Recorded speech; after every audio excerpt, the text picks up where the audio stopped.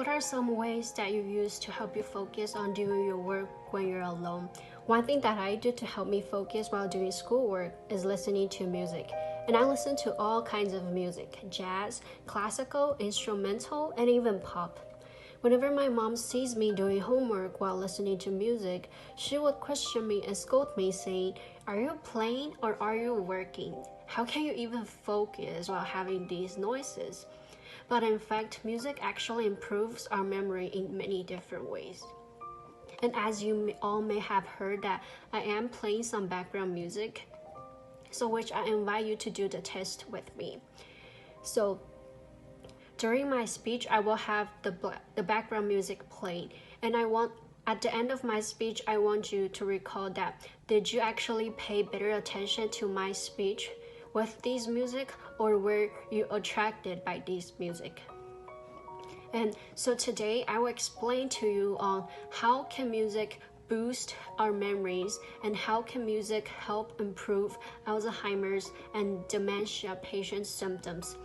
Even though there are people who disagree with these results, but I will tell you why their argument is not as reasonable.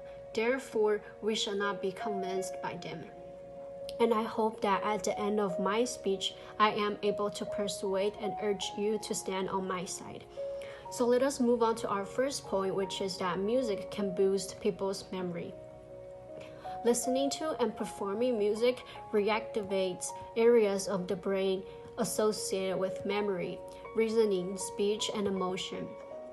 A recent study by Harvard Medicine School was able to test that healthy elderly people scored better on tests of memory and reasoning after they completed music classes.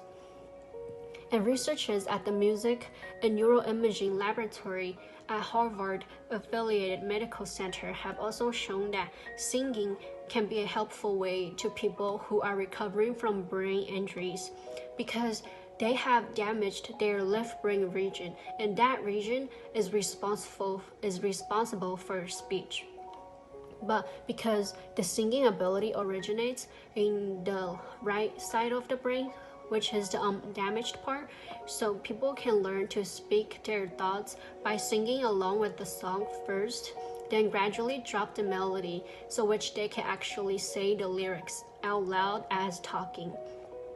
And by wanting to know that if many musicians are better at math than their peers, researchers at University of California, Irvine tested to see if Mozart's music can help raise IQ scores.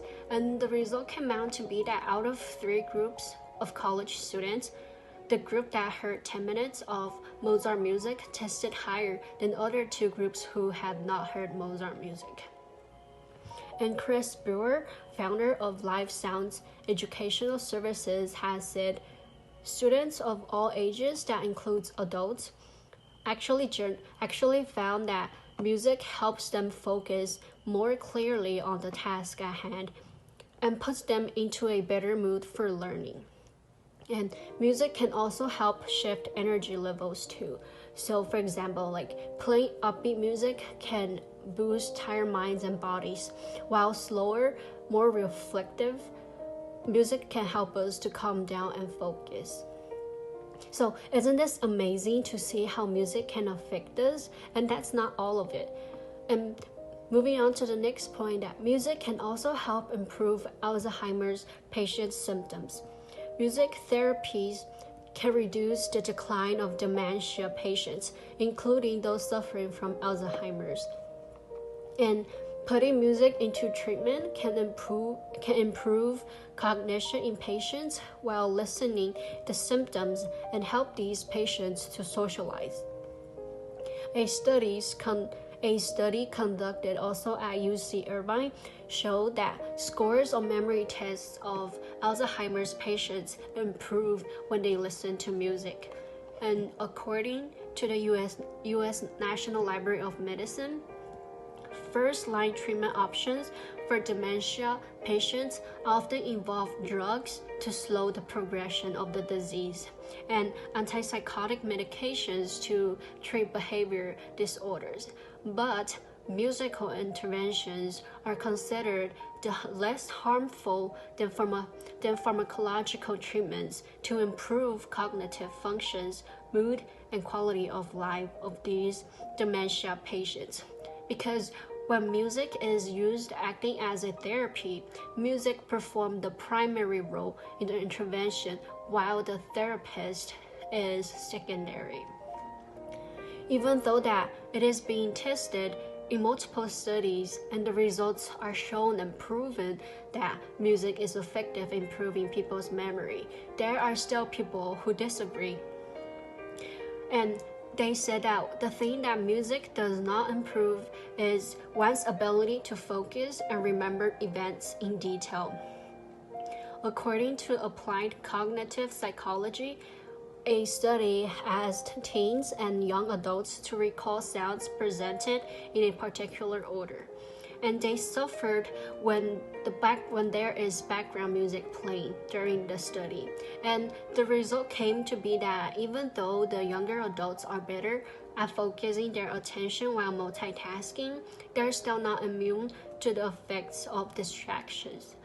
But to me, I think that multitasking is a skill that we need to practice in order to master. If these teens and young adults have never played background music while doing other work, it is reasonable for them to not getting used to it. But if we ask these teens and young adults to listen to music while doing work for maybe a week or a month, the results will probably be a lot more positive. And also, in a recent study conducted at the Georgia Institute of Technology, researchers found that listening to music decreased the efficiency of remembering names. So some participants completed this name phase test in silence, while others had non-lyrical music playing in the background. And all age groups participants agreed that music was distracting from the test, but actually only the scores of the older adults were affected by it. As Duarte, who oversees Georgia Tech's Memory and Aging Lab, says that older adults who have trouble ignoring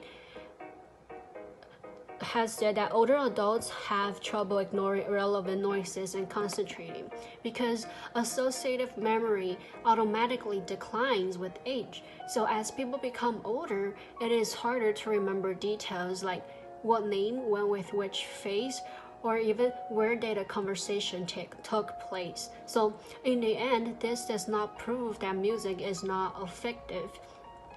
And according to a Johns Hopkins Medicine article, it says that music is structural, mathematical, and architectural.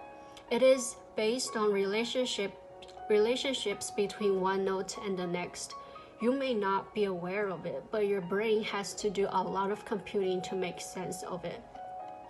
So now that I am getting close to the end of my speech, and I want you to think about this question. So, did you actually pay more attention to my speech with this background music, or were you distracted by it all the time? Or maybe when you are distracted by it at the first, but as I am getting close to end my speech and you are getting more used to it, so you thought that it actually helps you to pay more attention. And now that I have the knowledge and research on how music can improve my memory, I can proudly tell my mom that, well, I am not playing, I'm working seriously. And music can even help me focus and perform my work better. Thank you.